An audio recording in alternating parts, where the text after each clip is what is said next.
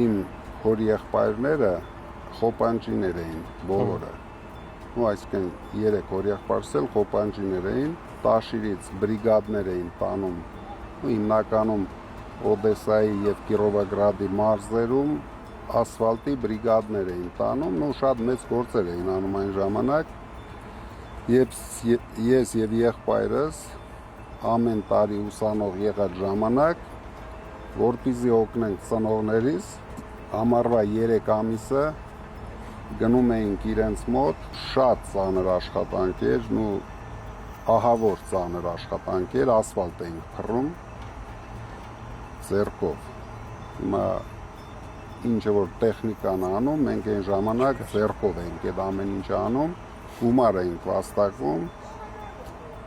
ինչը որ բերում էի, կեսը տալիս էի